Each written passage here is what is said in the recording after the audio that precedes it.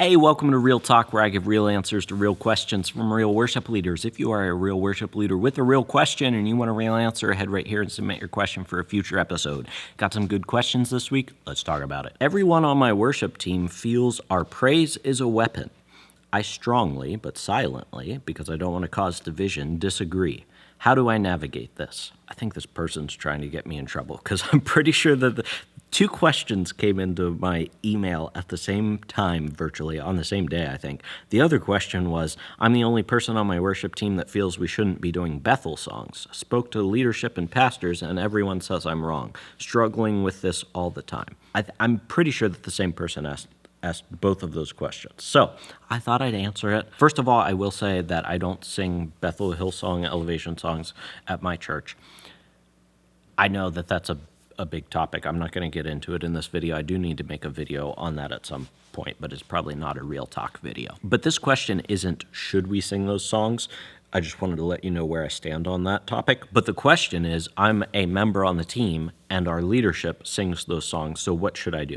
And I think that there's a little bit of nuance here that we need to be careful of. First of all, I always think of and I know it's not like directly applicable to this topic, but I always think of it whenever I think of this topic, is that I think it's in 1 Corinthians where Paul says, such were some of you. And he's talking about a bunch of sins there. But he says, such were some of you. That phrase always comes into my mind because I want you to think, before you made the decision to stop singing those songs, what were your thoughts? What were you thinking about it actively? Were you pushing back on the idea of not singing those songs?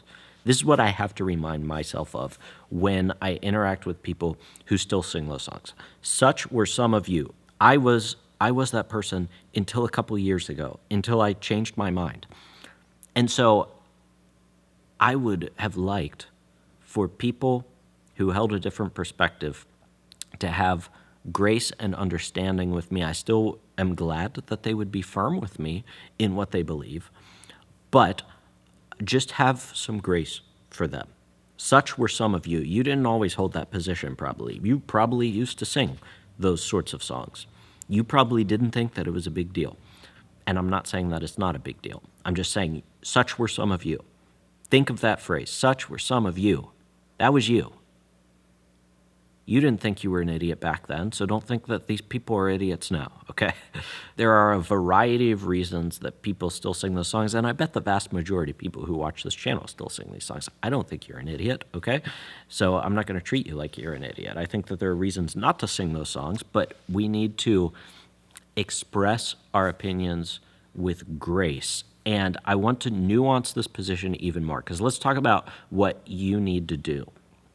You're like, I'm struggling with this all the time. How do I navigate this? I don't want to cause division. And I think the nuance here for me is because there's like extremes here, right? It's either I don't care at all and we'll just keep singing those songs, or it's I can't sing these songs anymore and I'm going to leave my church because of it. And I think that there's a more nuanced position in the middle most of the time. And that is, if you serve on a team where you don't want to play these songs because you don't agree with them, first of all, tell your leadership that. Tell them why you believe that. And you can even, like, I don't want to be a nag about it, but you can keep telling them. You know, when I had people at my church tell me about that for the first time, I was like,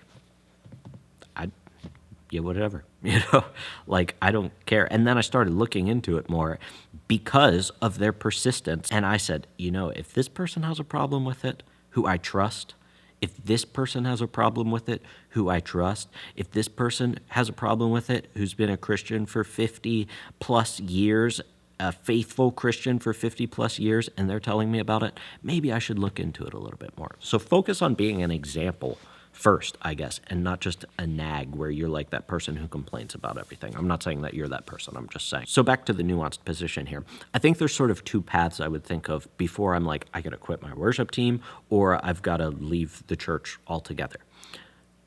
The first thing I would think of is, do they actually believe that theology? A lot of worship leaders are just sort of swept up in the I'll just broad brush it and say the contemporary worship scene, which is flooded with word of faith theology, but a lot of people don't, they themselves don't hold word of faith theology, and they're not like actively associating these phrases in the songs with that theology, and now that theology is their theology. Now, I think that there is a danger in that if we keep singing those songs over and over again, then that theology starts to come into our church, not just in a tangential way where it's like we mention it a couple times in our lyrics, but I think what we use for singing in worship actually becomes our theology. So we do need to be careful about it. I'm just saying that I don't think that people who sing those songs always associate what they're singing with an actual theology.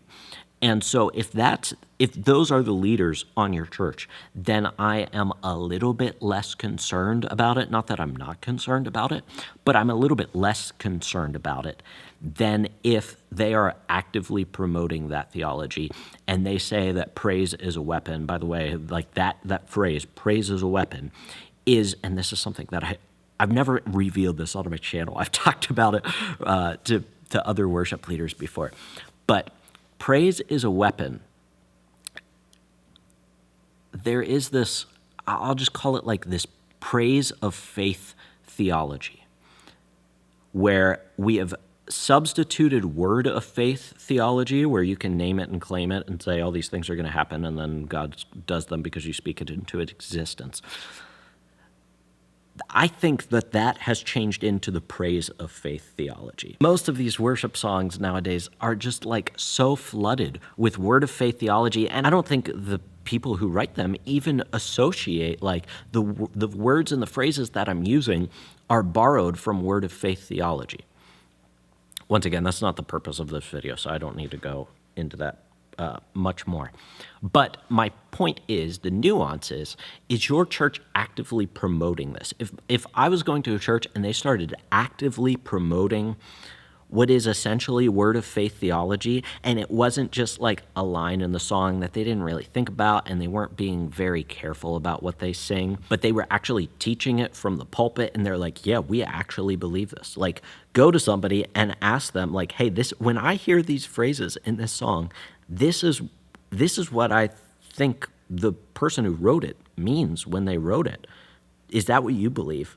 And if they're like, yeah, that's exactly what I believe, then I'm concerned. If they're like, oh, no, I don't think that it actually means that, then I'm a little bit less concerned. I'm not less concerned with their lack of discernment. I'm just less concerned because they aren't actively teaching the theology. So if that's the case, I'm not going to like quit the team or leave the church over just the fact that they're singing these songs, although I do think it's a problem. While on the other hand, if they're like, that's exactly what I believe that we can speak things into existence, I believe that we can decree and declare, I believe that we can speak the name of Jesus over things, and they magically happen because we spoke them into existence. I believe that praise is a weapon because we're in the midst of spiritual warfare, and everything bad that happens is just the devil trying to get to us, and so I just need to praise to fight the devil back. If that's what they actually believe, and that's what they're teaching, then I have a problem. And then I'm like, well, I can't be a part of this church anymore because that's like, I'm not into that. And so without knowing the specifics of your situation, I think that's the root of what you need to think through. Are they actually teaching it, or are they just not being discerning in the songs that they pick? And depending on which of those is true, that would direct the next step that I take. Now, I think it's perfectly acceptable for you to say, I don't feel comfortable playing these songs, and it seems like that's all we play at our church, so I don't feel like I can be on the worship team anymore because of that. If it goes against your conscience that much where you're like, I don't want to play these songs at all, then don't play the songs, and you don't have to sing them when the church sings them. And you don't do it, like you said, you don't want to cause disunity in your church, which I think is appropriate. You just quietly sit out and say, if somebody asks you, say, I can't sing these songs because of X, Y, and Z, because of my conscience. So I think what you've done so far is appropriate, that you've talked to your leadership about it. And so just ask yourself those questions. Are they actively teaching it, or are they just not being very discerning? And then if you need to step down from the worship team, step down from the worship team. I don't think you need to leave your church over it if they're just not being discerning in the songs that they pick. My family and I joined a very small country church a little over a year ago. We have a decent-sized worship team, which my 2 teenage kids, my dad, and myself are a part of. As the team grew, the unofficial leaders decided we should start a rotation. Buzzword alert, unofficial leaders. Stop with, we need official leaders on the team. I'll continue though. The thought was that this would obviously allow the multiple singers to have a turn and give those that want to sit out the opportunity to do so. What I'm finding is that some are being pushed out by not being on the schedule and others are being scheduled the majority of the time. Since I happen to be the one getting scheduled so frequently, I informed them that I would like to be removed from many of the dates and allow someone else to be there that would like to sing. I've never received a response to this. It was brought up in a meeting and still no response. I had to mention it again on another occasion. No response. There is one person in particular that creates many issues in the group and creates a hostile environment. He does this in the church body as well. Nobody will stand up to him, correct him, or ask him to step down. His buddy is in charge of other aspects of the team and makes the schedules and chooses the songs. He has also never responded to my requests. There's a clear power struggle to the point where it feels like bullying. On one hand, I feel like I should keep pushing back, and on the other, I feel like pulling myself and my kids from the team. We do not have an official team leader/coordinator. I have offered my services. But some of the other team members think I have pull and can get further than they have with these issues and address their level of stress and discouragement this has caused to them. This is a dying church, and I'm starting to see why. Bullies. How would you handle such a situation? Oh, by the way, the pastor is also on the team and gets pushed around by this person but is struggling to put a stop to it. I would appreciate any thoughts or advice you have to offer. Thank you. Once again, first of all, you said there were unofficial leaders on the team.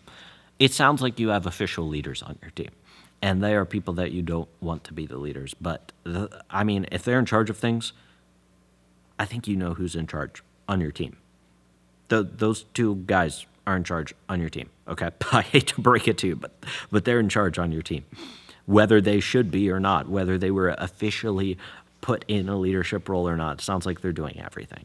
So, there's like a surface level issue here, and that is that people aren't being scheduled on the team equally, I suppose. People are being left off the schedule, maybe purposefully, maybe not. But the deeper issue here, it sounds like, is that there's a problem person in your church, and the pastor isn't addressing it. So in that case, I'll go back to what I always talk about. What do we do first? We go to the person who we're having a problem with, and we express our feelings to them and say, this is the problem that I'm having. And it sounds like you've done this already, but you go to them. And I would try to clarify what your problem actually is. Maybe you just didn't want to share all the information in this message. You just said that the person was hostile. It feels like they're bullying. Like, I don't know if you really said what that issue was, other than maybe it was just that they aren't scheduling people equally. But clarify in your mind, what is the problem? And then talk to them about it. Go to them one-on-one and say, hey, this is the problem that I'm having. I've noticed this, this, and this, and it makes me uncomfortable, or it makes me feel this sort of way. And so you bring up the issue with them, and once you've done that, and by the way, it does sound like you guys are like, and I'm not saying that I've never done this before. I'm just saying it sounds like the whole team knows that this is a problem, and you're probably all talking behind the person's back, and I'm not even saying that in like a rude way. That's just, you said, everybody thinks that I have more pull with them. So I just imagine outside of worship rehearsal, the team comes up and they're like, yeah, I can't stand this. I can't stand when he does that. Can you believe that they're doing this? And so I, as somebody who the team thinks has pull in the worship ministry, I don't want to keep that process going. I don't want to encourage that process. Like, well, if we have a problem with him, then we need to go say something to him. Let's stop talking about him behind his back and go tell him to his face. And I understand that that's not comfortable for people, but sometimes that's what needs to happen. So go tell this person what the problem is. And then if that doesn't fix it, then you go to the elders in your church, the pastor, apparently, if this is a small church, maybe all you have is the pastor, and you talk to them about it and say, hey, this is the problem that I'm having. I'm really frustrated with it. And if they're like, well, it's not that big of a deal, then at that point I'm like, well, if it's not going to be dealt with, then I mean, I can't. I mean, at some point it's like, I can't keep serving on the team under this leadership, even if it's unofficial leadership. And once again, I'm not saying that that's the first step to take, but I think sometimes we get like suckered into thinking this is a small church, and so I'll make some exceptions for how church should be done. I mean, have you ever felt that before? I serve in a small church, and I know we shouldn't be doing things this way. I know this should be dealt with, but it's a small church. Well, there is an objective standard for how a church is supposed to function. I'm not saying that everything is spelled out exactly how you should do it and you need to follow that or you're a horrible person. But there are certain things that a church needs to do no matter what size they are. And so don't give your church a pass just because you're a small church and you think, well, the pastors they've had it really hard. And the church has shrunk a lot over the years, so I just don't want to say. I know it shouldn't be happening this way, but I don't want to say anything to them. And I think maybe you are right. Maybe the church has shrunk because of bullying in the church, and honestly, persistent bullying in the church is a lack of leadership in the church, because leaders in the church should deal with that when it comes up. And I don't know if that's your church or not. I don't know your church. But I think that's what I would do. I'd talk to the person one-on-one. I'd go to my pastor next. If that doesn't fix it, I would stop talking about these people behind their back, because that's not going to solve the problem. And I'm not chastising you for doing that. I understand you're frustrated. I would probably do something similar in your situation as well, but we know that that's not the right answer. And then I guess I never talked about when it comes to like the scheduling thing. Just tell them I can't serve on this Sunday. If it sounded like you were the one that they kept scheduling over and over and over again, just tell them I can't, and you can get somebody else from the team to do it. I don't think that they're going to force you to lead worship some Sunday if you say, I can't do this. Now, if you want to be a good worship team leader, one of the ways to do that is to have a plan for your worship rehearsals, and that's why I put together the worship rehearsal blueprint. I'll link it down below. In that free PDF, I give you my 5 pieces to the perfect worship rehearsal, where you lead your team well musically so they're ready for Sunday, spiritually so they grow closer to God, and relationally so that they grow closer to each other. So check that out down in the description below. Other than that, until I see you in the next video, keep leading worship well.